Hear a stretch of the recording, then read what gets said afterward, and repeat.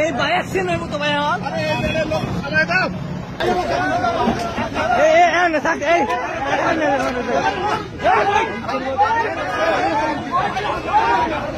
আসসালামু আলাইকুম ওয়া রাহমাতুল্লাহ। দর্শক, এইমাত্র একটি পাওয়া খবর, সেটা হচ্ছে গাজীপুরে পুলিশ সদস্যকে অটোরিকশায় করে ঝুলিয়ে একদম মর্মাহত কায়দায় পুলিশ সদস্যকে ওই যে অটোরিকশায় করে ঝুলিয়ে নিয়ে যাচ্ছে। তার কারণ জানলে হয়তো আপনারা অবাক হতে পারেন। খবরটা ইতিমধ্যে ফেসবুক, সোশ্যাল মিডিয়া জুড়ে তোলপাড় হয়ে গেছে। পুলিশ সদস্যকে কিভাবে ঝুলিয়ে নিয়ে যাচ্ছে এটা নিয়ে একটি চাঞ্চল্যকর তথ্য বের হয়েছে।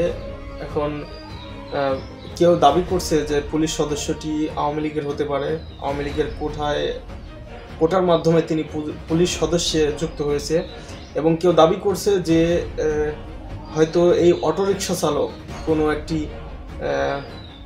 শৃঙ্খল ভঙ্গের কারণে তাকে মামলা করতে যায় এবং সেই কারণে তাকে এইভাবে মর্মাহত কায়দায় তাকে নিয়ে যায়।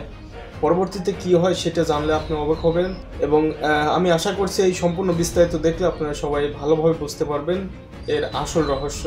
তো দর্শক, চলুন এবারে আমরা সম্পূর্ণ বিস্তারিত দেখার জন্য টিভি স্ক্রিনের পর্দায় চলে যাই। চলন্ত অটোরিকশায় বেপরোয়া গতিতে ব্যস্ত মহাসড়কে পুলিশকে টেনে হিঁচড়ে নিয়ে যাচ্ছে বেপরোয়া এক অটোরিকশা চালক। এ যেন সিনেমার এক দৃশ্য।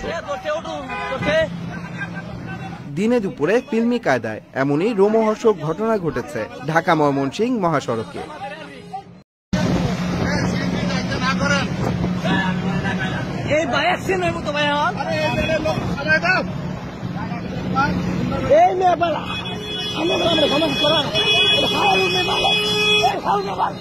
গাজীপুরের শ্রীপুরে এক পুলিশ সদস্যকে অটোরিকশায় ঝুলিয়ে প্রায় 1 কিলোমিটার টেনে নিয়ে যান জনি আহমেদ নামে এক অটোরিকশা চালক।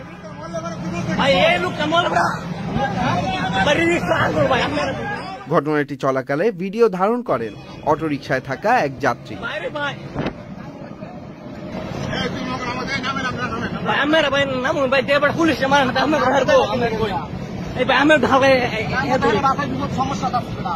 ভিডিওতে দেখা যায় ব্যস্ত সড়কে চলন্ত গাড়ির মাঝ দিয়ে পুলিশ সদস্যকে টেনে হিঁচড়ে নিয়ে যাচ্ছেন সেই অটোরিকশা চালক।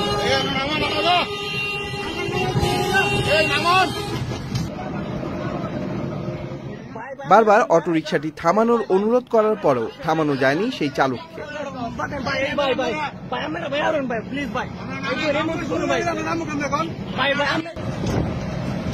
এ সময় ঘটনার প্রতিবাদ করেন উপস্থিত যাত্রীরা। জীবনের ঝুঁকি নিয়ে তবুও সেই অটোরিকশাকে আটকে রাখেন সেই পুলিশ সদস্য।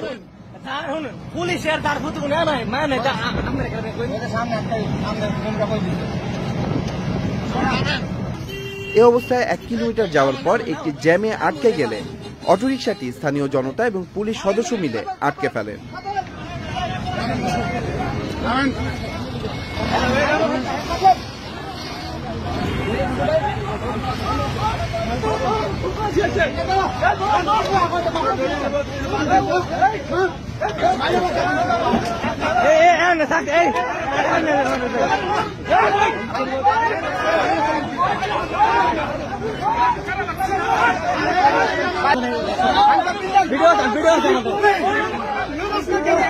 ভিডিও আছে আমার থাক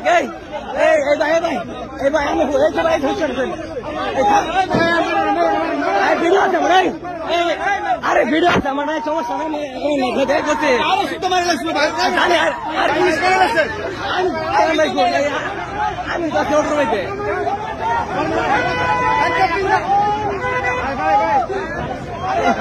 হ্যাঙ্গা করেন তারে ভাই দেখছেন না গাড়ি না ভিডিও আছে আমার।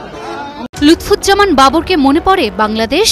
তার কারণে বাংলাদেশের দিকে তাকানো তো দূরের কথা, তার কথা শুনলেই প্রতিবেশী দেশের হাঁটু কাঁপত। সেই সময়ে তিনি ছিলেন বাংলাদেশের জনপ্রিয় প্রভাবশালী একজন নেতা। টানা 5 বছর দায়িত্ব পালন করেছেন স্বরাষ্ট্র প্রতিমন্ত্রীর। কিন্তু 11তে রাজনৈতিক পট পরিবর্তনের পর ষড়যন্ত্রের শিকার হন এই অবিসংবাদিত নেতা। আপনারা শুনলে অবাক হবেন, তার এই যে দীর্ঘ 17 বছর নিঃসঙ্গ জীবনযাপন, এটাতে তার তেমন কোনো দোষ ছিল না, ছিল একটি চক্রের কারসাজি। একটি গণমাধ্যম যখন সত্যের চেয়ে মতলববাজির প্রতিনিধিত্ব শুরু করে, তখন বাবরের মতো নেতারা ন্যায়ের দেখা পায় না।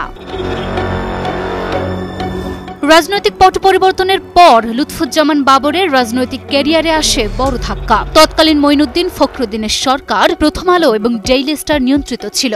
সেই সরকার গ্রেপ্তার করে মানুষের মনে জায়গা করে নেয়া এই নেতাকে। তারপর টানা 17টি বসন্ত তিনি জেলে কাটিয়েছেন। 50 বছর বয়সে ওই অন্ধ কুটিরে ঢুকে বের হয়েছেন 67 বছর বয়সে। আমাদের কাছে শুনতে এটা শুধুমাত্র সংখ্যা মনে হলেও তার কাছে ছিল হাজার বছর। বাংলাদেশের প্রথম সারির গণমাধ্যম প্রথম আলোর মিথ্যে বানোয়াট সংবাদ পরিবেশন কাল হয়েছিল অসাধারণ বাবরের সাধারণ জীবনে। 5 জুন 2007 সালে বাবরকে নিয়ে একটি প্রতিবেদন প্রকাশ করে প্রথম আলো। প্রতিবেদনের শিরোনাম ছিল পুলিশ নিয়োগে দলীয়করণ ও অর্থের লেনদেন হয়েছে।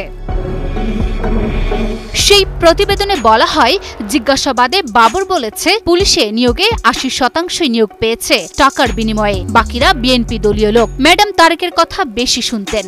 সেই সময় প্রথম আলোর এই মিথ্যে সংবাদ বিএনপি এবং লুৎফুজ্জামান বাবরের ভাবমূর্তি ক্ষুণ্ণ করে। 10 ট্রাক অস্ত্র মামলায় বাবরকে ফাঁসানো হয়েছিল। প্রথম আলো এমনভাবে খবর প্রকাশ করেছিল যেন তৎকালীন সরকার এই ঘটনার পৃষ্ঠপোষক। এমনকি খালেদা জিয়ার সম্মতিতে বসুন্ধরার কাছে 100 কোটি টাকা চেয়েছিলেন তারেক শিরোনামে একটি বানোয়াট প্রতিবেদন ছাপে তারা, যেখানে বাবরের নাম টেনে আনা হয়। এখন সর্বোচ্চ আদালত প্রমাণ করেছে যে বাবরের বিরুদ্ধে সব মামলা ভিত্তিহীন। অথচ 2007 সাল থেকে প্রথম আলো এবং ডেইলি স্টার তার বিরুদ্ধে লাগাতার অপপ্রচার চালিয়েছে।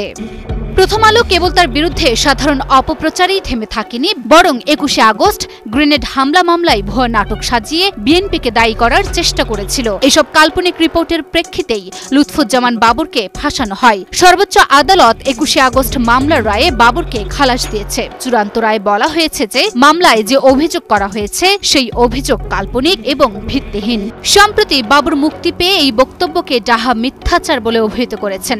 সবচেয়ে বড় কথা হচ্ছে, একজন ব্যক্তির রিমান্ডে থাকা অবস্থায় কি বলবেন না বলবেন সেটা সম্পূর্ণ গোপনীয়।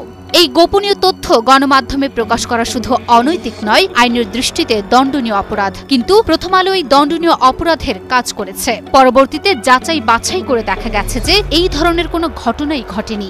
বর্তমানে প্রথম আলো বিএনপির প্রতি সহানুভূতি দেখালেও ইতিহাস সাক্ষী তারাই বিএনপির বড় বড় নেতাদের বিপক্ষে ভুল সংবাদ প্রচার করে গেছে একাধিকবার। সুযোগ পেলে আবারও তাদের আসল রূপে ফেরা শুধুমাত্র সময়ের ব্যাপার।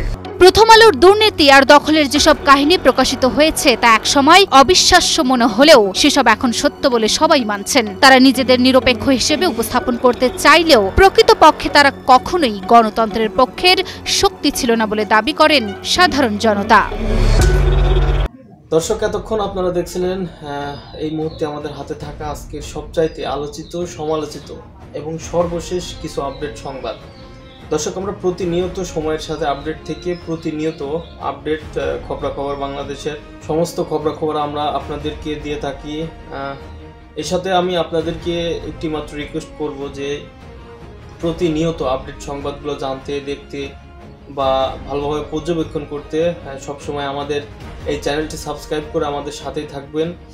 আমরা চেষ্টা করি প্রতিনিয়ত আপডেট খবরগুলো, ভাইরাল খবর যেগুলো Facebook, YouTube, Instagram, social media জুড়ে ভাইরাল হয়েছে, এইসব খবরগুলো একসাথে করে দেওয়ার জন্য।